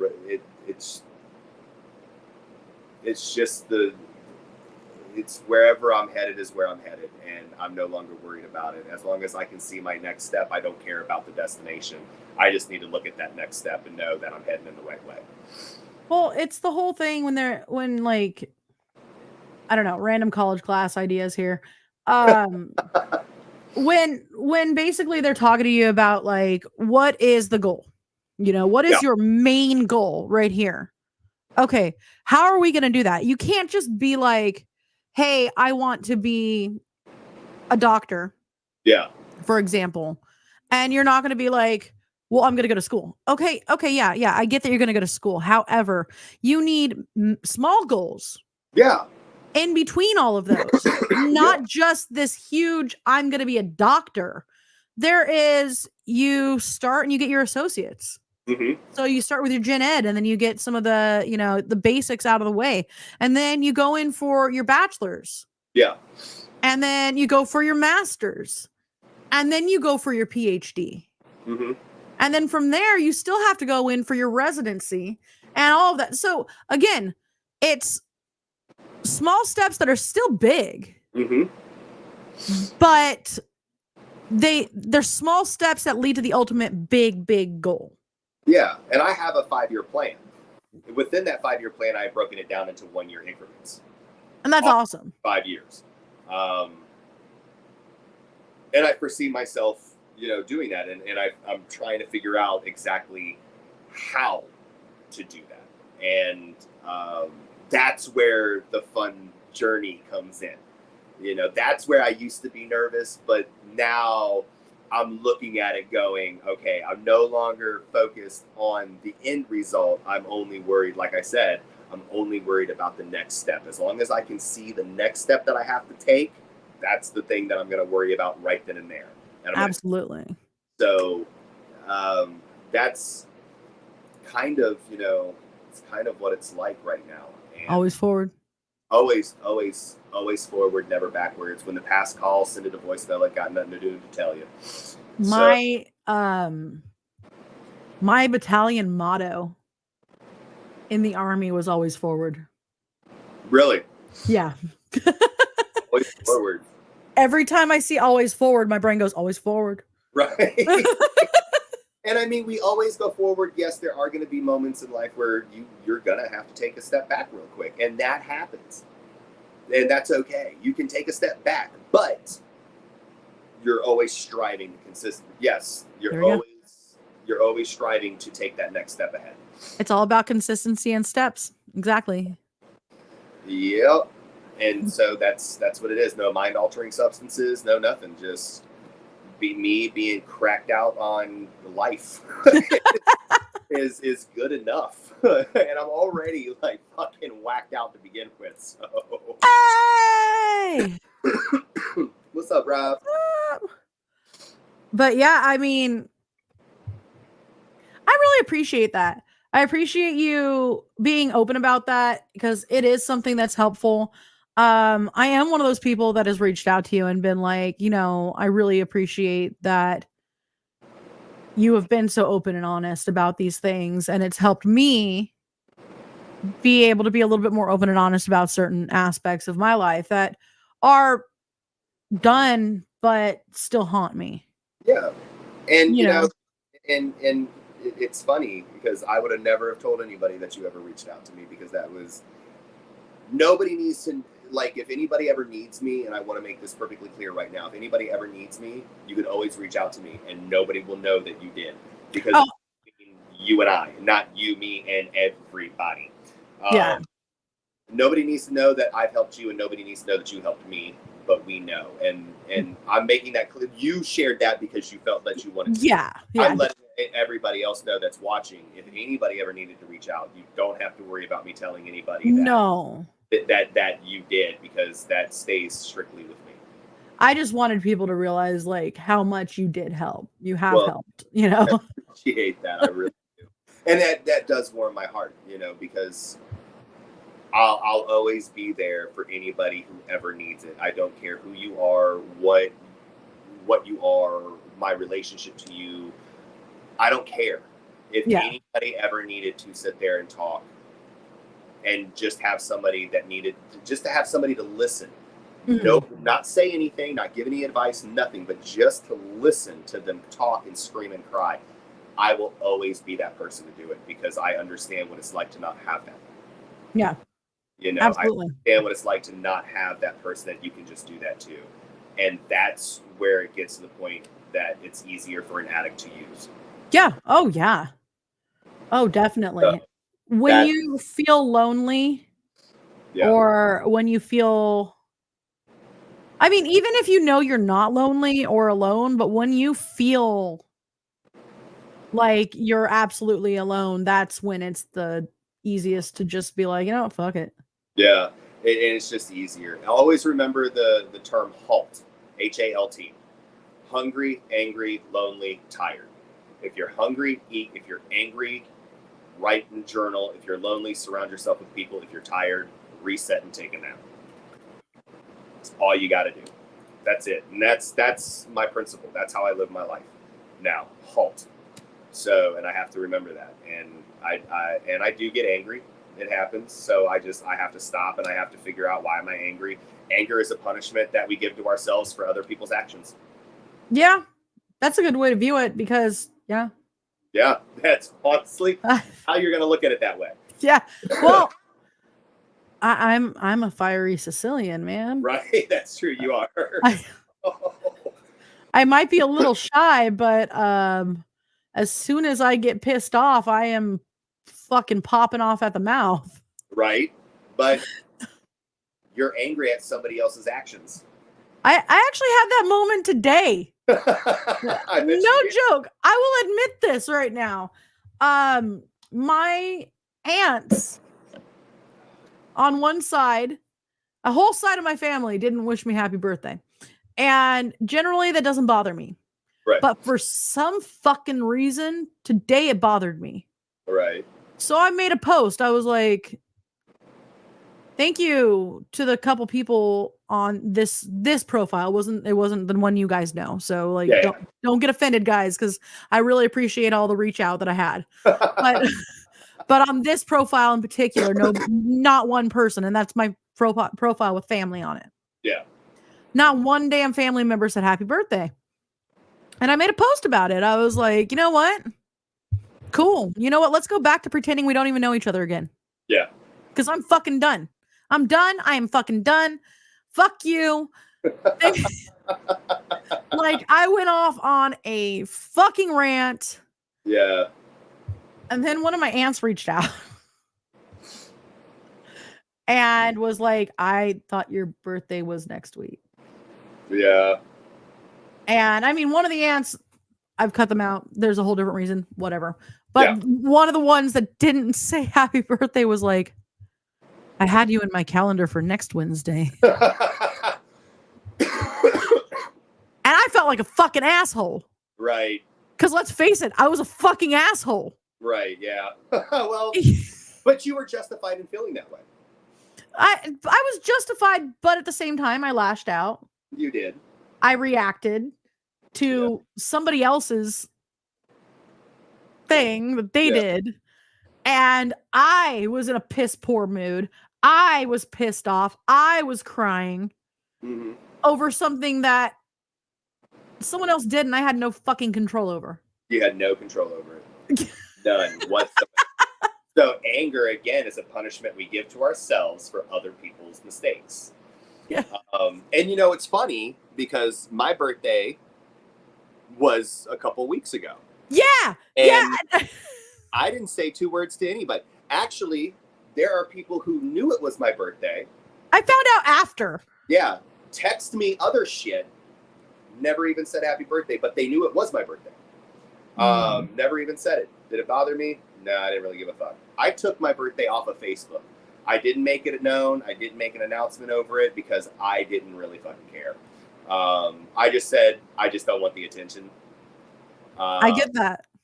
And the people who texted me happy birthday, spoke to me that day, I was cool. I actually celebrated my birthday at the haunt, working on shit. So that to me was a great birthday. My grandmother did think that my birthday was the following week as well. So she did think it was the following week. You know, Dad was like, what do you want for your birthday dinner? And I was like, I don't really give a fuck. And he was like, cereal it is. And I'm like, I'm cool with that. Happy birthday, Nadine's dad. Yeah, happy birthday, Nadine's dad. I stopped counting birthdays. Yeah, I actually talked to Riggs on my birthday. I called him that morning. He didn't even know because I didn't bring it up. I was so proud of you. Oh, thanks, Rob. But yeah, I probably did talk to you. You did that day and didn't have a fucking clue until you told me like the next day, and I was like, "Yeah, no, I told you. I think I told you like 5 days after my birthday." It was something like, no, you know what it was? It was me telling you I fucking hate my birthday, and you're like, mine just passed. Yeah, I was like, oh yeah, I just had my birthday, and I was like, motherfucker. Yeah. Here I am. You know what? Here we go. More admissions. I am so excited to celebrate everybody else's birthday. Right. So excited. I want to celebrate everybody. I want them to feel special. Yeah.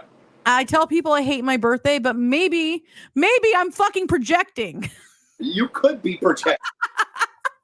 You could be. Now, I don't want to. I am not licensed in any way to make that educated guess. However, I've seen projecting before. And I mean, I feel like it's very possible that I'm projecting by me trying to downplay my birthday, but I really want everybody to feel special on their birthday because that's the day they came into this world and they need to be celebrated. Right. And I get that. Yeah. But to me, it's just another day. And a lot of my birthdays living in Orlando, I'm going to tell you right now, are fucking blurs. So I'm sure I had fun. I don't know. I had a great time, I think. Yeah, I think I did.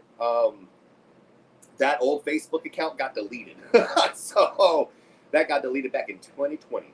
But yeah, no, like, I mean, again, I removed it. I just didn't care.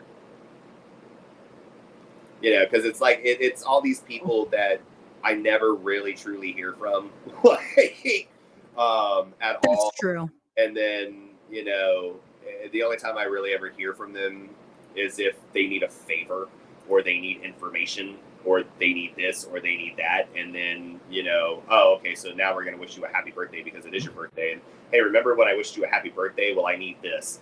Yeah. So I'm just kind of like, nah, if you can't reach out just to say, hey, what's up? I hope you're doing well here and there, then honestly and truthfully, you don't even need to ask me for a favor. Because I'm going to tell you right now, that whole train's left the fucking building. But yeah, you know, on that note, oh wow, we have been here for almost 2 hours. Been a roller coaster. Yeah, it really and has. It was funny because I was telling you when we were talking before all of this, I was like, if you wanted to make it an hour, it's cool. Yeah. And here we are, almost 2 hours. hint in that. Sorry. But, you know, honestly, I've enjoyed this 2 hours because this has been long overdue for you and I to have this moment. And I've talked a lot. I've talked a lot more than I think I've ever talked in any of our chit chats. And I love it. And it's just one of those, like, I just feel like I have dominated the show. I feel like I steamrolled it. And I took it over, but it is Åkkä's Chit Chat with JD and Rock. So I know. See, here's the thing. It's not me chit-chatting. It's supposed to be me. I get it. Yeah. And so, like, most of the time, I love, and here's a hint for guests that are coming on in the future. I love it when the guest is able to take over. Because, one, it makes my job easier. But two, it's a lot more organic. Yeah. Than me going, what's your favorite scary movie? Striptease. It's not The Deliverance. Yeah, dude. Yeah. I watched that shit again. Fucking Glenn Close. Oh my God. That was the best fucking thing ever.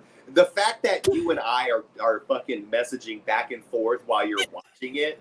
And then at first, though, the best part about it all was I'm talking to you about this movie and you have a whole different concept of the and I'm like, no, Glenn Close fucking gets possessed. And you're like, wait a second. Like, well, what you're like, are we talking about? I'm watching The Deliverance and I'm like, I thought you were talking about You Sure Got a Pretty Mouth. No, it wasn't that one.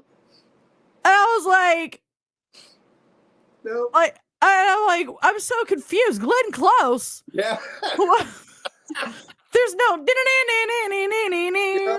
And then you start watching it, and then you're like, "Holy shit! What the fuck? I can't stand this character." I'm like, "Fuck Berta! Fuck Berta!" And I'm sorry, but Glenn Close can fucking do anything. God, Glenn Close can. I mean, and I've never seen a ghetto Glenn Close. Never. And not only that, though, like when I was watching it, I was like, I know this person. Like, she was I'm like, is this Glenn Close? It has, I don't know. Right? Yes. At first, you're like, I know the face, kind of. Yeah. What? Yeah, like, who's this white lady? Like, she's good. What the fuck? Who is she? Yeah, that's one. And I was like, who? Holy shit. And then she got possessed and she was like, I can smell your nappy. Like, what? I was like, that was the best thing to see Glenn Close play a possessed demon and say that. She wasn't just possessed, she was the demon. Yeah. It was absolutely insane. And it's funny because I was like, felt. Mom's the demon. Cool. Yeah, Got I you. remember you telling me this too. I was like, got you. remember you being like, "Wow, this pretty much hits home." I did. I was like, this really, why does this movie hit home so hard? Like, I don't know if I should have recommended this movie now. Lacey, I feel called out because I'm always so nervous when I come on. It's okay to be nervous. You're fine. It's funny too because Brett was asking. He was like, "Are you nervous?" And I was like, "No, I'm not nervous. I'm nervous when I'm JD. I'm not nervous when I'm TJ." Yeah. Because I'm just me, you know, and this is just me. I'm fucking whacked out goofball. That's right now really sick, but hey. Yeah, and with that, I don't fucking care because I anytime I am ever sick, I will get on this show, whatever I'm supposed to. But I think the next time that I get on this show, I think you should finally interview JD. I think it's time JD actually gets interviewed. well, we did We did do that, but it was a morph. It was the SAS one where it was the final 4 or 5. It was final 5. It was 4. No, because the teabag lady was in it. Okay. Because it's just us 2 in there. Okay. I always called Sack Lady Teabag Lady. Yeah. I'm not. No. I've always heard you say that. Yeah, no, not being mean, I swear. I always said that. For the record, guys. For the record. I can back this. I've seen it. Yeah. So it was us 2 on it, and I think it was us 2 and Slane. So I think it was the final 5 when we were on it, and I did the face paint. Because I don't know. Scorn popped into like every feed, so. Yeah, that was Scorn though, and Scorn does Scorn once. I've come to that conclusion. I was like, I don't know how many people are doing what. I don't know how many people are doing what at this point. All of a sudden, here's Scorn again. Yeah, right. And then, are you even in the SAS anymore? Right? Didn't you get deleted? Look, I lost in the second round. That's way better than I thought I was going to do. I never thought I was going to make it to the final 4. And that really, that... What happened was... blew me for a fucking, loop when I saw that I made it to the final 4. And, to go out against Slane and to have Slane, to go into the final 2, I love that man. And Slane is probably one of the nicest people out there. And, had I lost to anyone, I'm glad it was him. And I'm so glad that everybody let me have fun because I decided last year I was really just going to go all out and do those parody videos. And I had so much fun with those. It was just something that, I was like, fuck, I'm going to start making fun of their characters. But I don't want to do it in a way that's going to put them in a bad light, put their haunt in a bad light. No, it's just fun. It was to parody it. I think being Amelia Bell. Yep. That one was the fun one because I was wearing the towels and the wooden teeth. Those are my favorites. That one in Cannibal because I would wear my Under Armour shirt and I would have sock booties. Yes. And they would just look terrible. So those ones were my favorite ones to do. After OKC last year, Nibbles and I started to call him Funkle Slane. The old sass. The old sass, which is coming back. I believe it's coming back. If you go to the Scurry Face website, it talks about being back in 2025. Motherfuckers. I'm pretty sure I read that there because I always go on that website to sit there and figure out what the fuck's happening. Is it? I don't know. I swear I read it there. I don't know, Tyler. Is it? Well, is it? If anybody wants to know what's going on with Scurry Face, go to the www.scurryface.com. They just did the website has gotten a new facelift. It looks fucking incredible. It's amazing. And go read the rumor page. That one's fun. Where I love the rumor page rumors that happened and how Tyler has set everybody straight. I would really hate to be on the other side of that. I love rumor page. The rumor page is a fun page, but it talks about everything and really does discuss the sass, which is pretty cool. I think my favorite quote is, "Fuck yeah, I've heard of Scurry Face."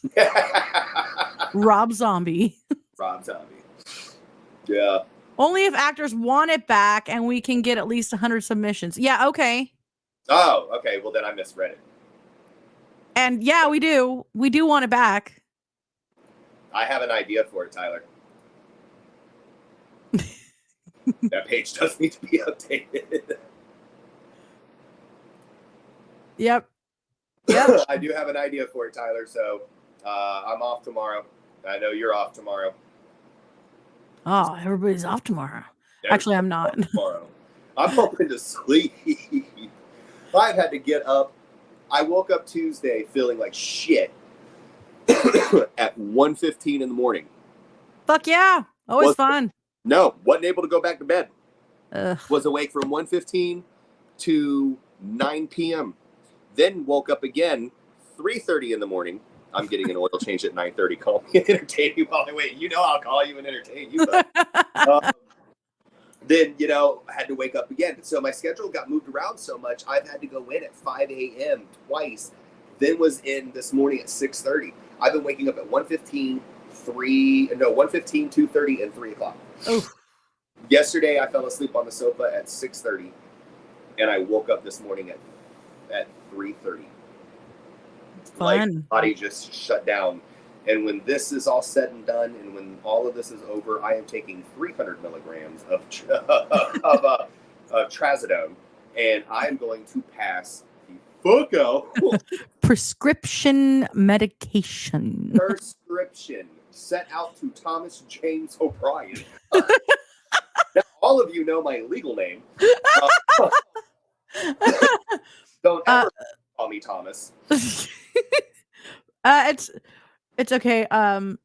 Every TJ I know is a Thomas. Yeah, it's pretty much it. So that really is it. It's always a Thomas, but the middle name is always different. Yeah, it's always. I don't know his middle name. Oh no, he was a junior. That's why. Yeah, Junior. There you go. James. That's what he got. I'm a James. I kind of like it too. What if I was ever named James? What if I just told people, yeah, I'm James. I'm James. James, call me James. I'm gonna try that from now on. Sometimes it works, sometimes it doesn't. I'm just gonna look at people and be like, hey, what's your name, James? Just because I don't want you to find me on Facebook. There's gonna be random people in the world that'll be like, James is so cool. James is cool. Who the fuck is James? Him. That's TJ. What the fuck are you talking about? That's not James. They're like, dude, no, that's James. He fucking told me James. his name was Ryan. That's what I'm going to start doing from now on. I'm going to introduce. He said Steve to me. God. It's Steve. Rather talk to you versus a complete stranger who came up to me the last time I was waiting and started talking about North Korea and what he was going to do to all the Kim Jong-un disciples when they invade fucking Bama. If I am awake, I promise to call you. You're going to talk to him about Kim Jong-un now, huh? Well, surprise, surprise. That's out of the bag. No, I was going to talk about my idea for the sass. And Kim Jong-un. Kim Jong-un. So. Well, I am leaving for a wedding this weekend. That's awesome. And I'm going to be in it. Fuck and yeah. there will be... Huh?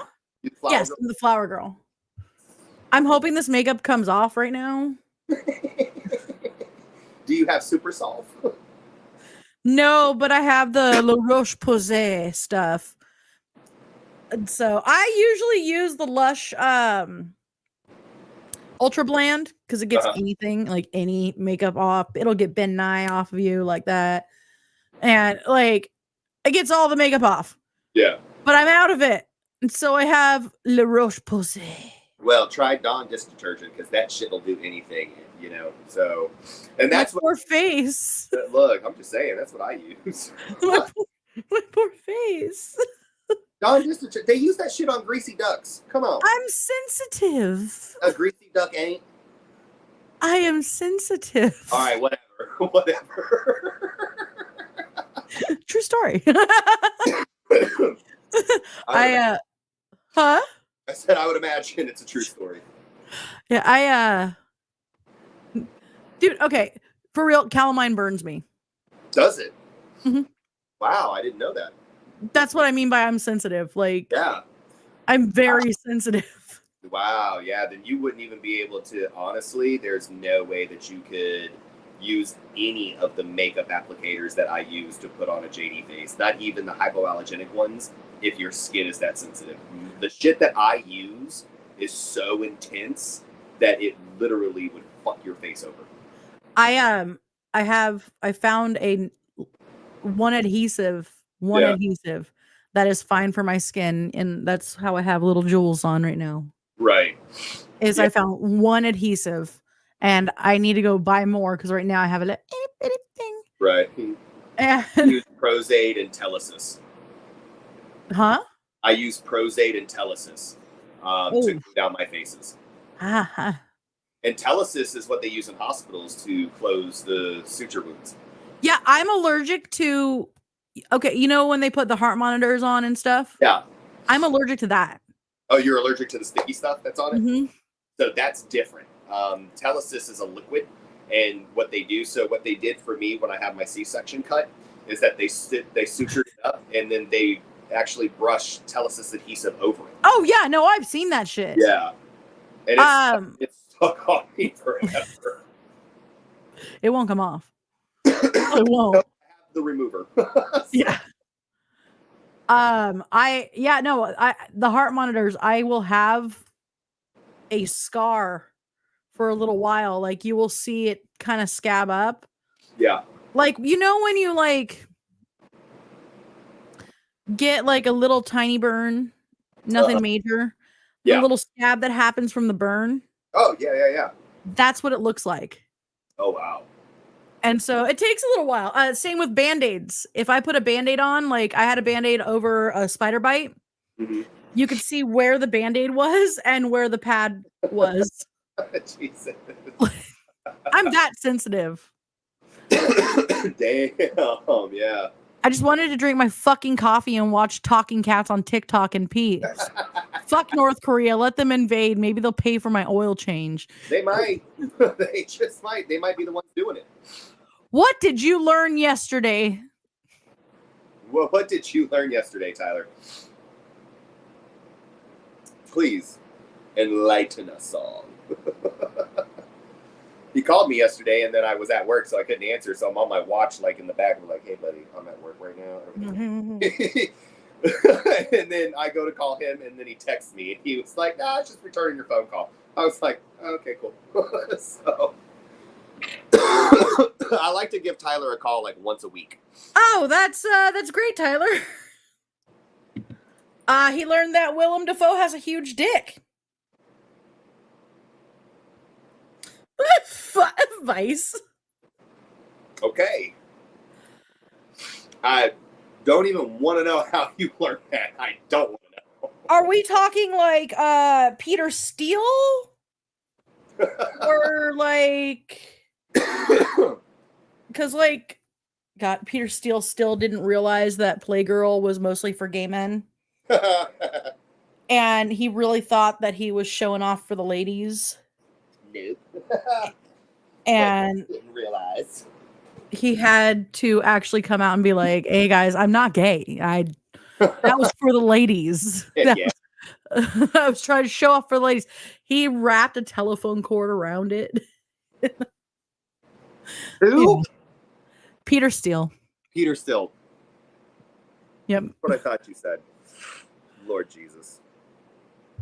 Let's just say Willem Dafoe is a skinny dude and it looks like he has a third leg. Like, it doesn't fit, no pun intended. Did you, like, Rule 34 him? Why is it every time Tyler's drunk and I call and I talk to him, he talks about his dick. And he always brings up dick whenever I'm, like, somehow involved in something. And he's only 5'9".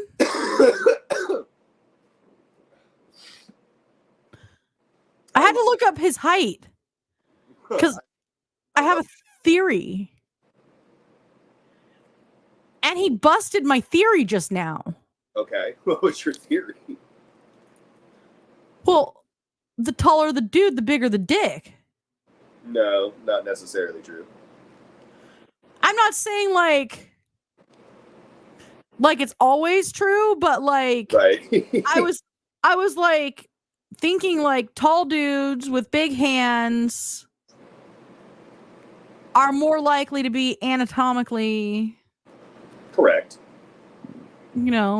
Larger Right. than like short dudes that don't have big hands. Right, yeah. That would be a general, thought. This is theoretical. Yeah. Statistics. Oh, you watched That's a fucking good movie. Oh, okay. That is a fucking good movie. And that might have been a prosthetic, to be honest. But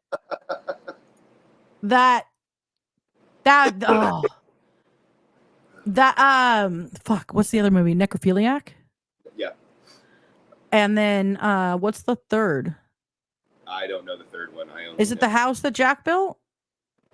Does that count as? Maybe. I'm not sure. God, that one's the house that Jack built is actually probably one of my favorite horror movies. I mean, it's if you consider it horror. But I actually haven't really been watching much horror movies recently, which I'm kind of upset about. Not true. Myth, like the whole big feet, huge dick, not accurate. I thought it was shoe size. Moto is tall and he's got a small pecker. The fuck are you guys watching? Who ordered the pizza? Fucking Mr. Giggle. No, Antichrist is a fucking rad movie. Like, period. It is brutal, but this beats out the Serbian film any day. Right. Like, I wasn't that impressed with the Serbian film. I don't think I've seen it. I've seen it, and everyone was like, "Oh my god, it's so terrifying! Oh my god!" Right. And he's all, "No, it's not. No, it's not. No. I'm sorry. Antichrist is a fucking good movie. I gotta see it now. So it is fucked up, but it is good." Oh, Mr. Giggles. Oh, fuck. God, I'm watching porn. Don't watch it. It's a good movie. And yes, there is a lot of sex. Antichrist? Like, you might as well be watching porn. Let's face it. Oh, wow. Yeah. But, it's still a good movie. And, yeah, it's necrophilia. Why isn't Frank in the comments when I need him? Right. Because he knows the order of it. Right. It's like Necrophiliac, Antichrist, and I can't think of the third one, but I think it's the house that Jack built. Hmm. He'll wind up telling you, and then you'll have to message me. Yeah, right? Yeah. Next. So then I know. Excuse me. Christ. What's the next movie? Okay. Let's see if that works while I got it. Yeah, opening scene, penetration, and a toddler jumping out of a window. I'm sorry, it's still a good movie. That's kind of fucked up. Tyler's completely rethinking who I am at this moment. Probably. Be like, I don't. Not too sure about this anymore. Like, Mr. Q, everything I learned is from Pornhub.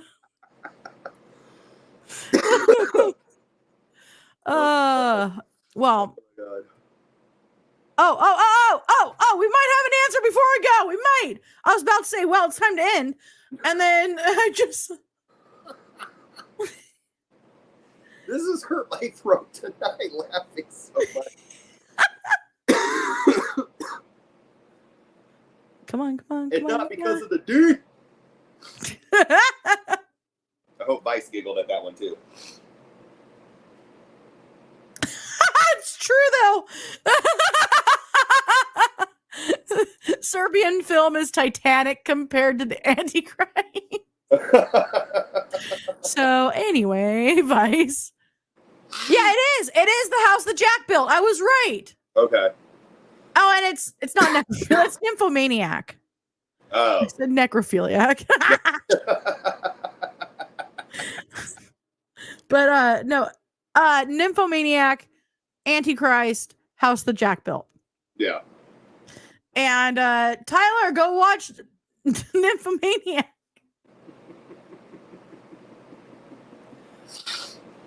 I know you meant it was way better. I actually personally think that Nymphomaniac and Antichrist are really good. They're fucked up. And by the way, the movie Necrophiliac is a German gore film. Oh, is it? Yeah. Oh, okay. That will now I'll already know what I'm going into. No! I have to hear about it. Yeah, the house that Jack built is quite possibly my favorite movie at this moment. Hell yeah. So I got to see that. Definitely.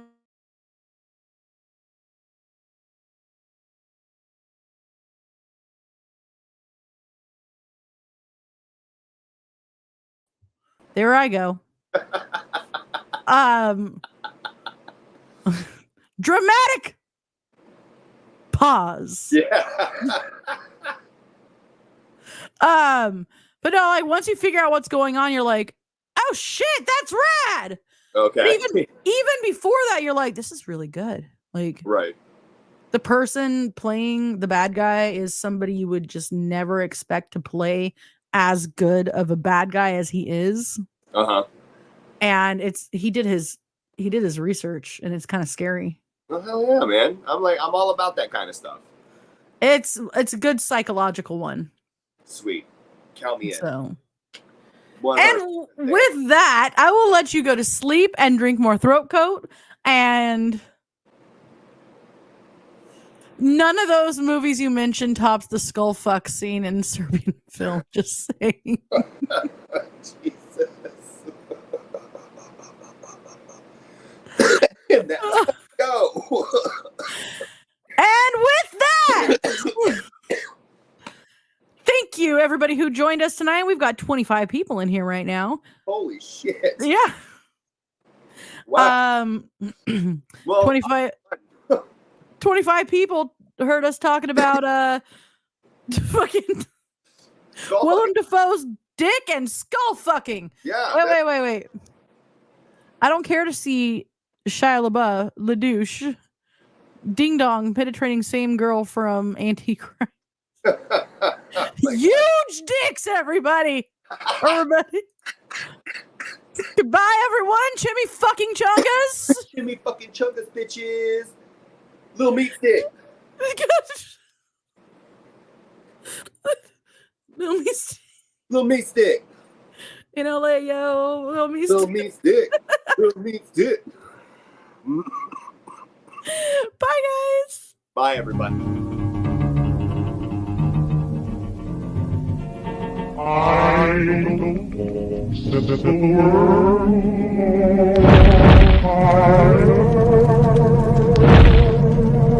I don't know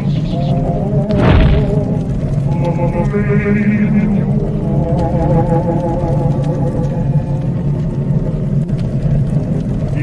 my heart,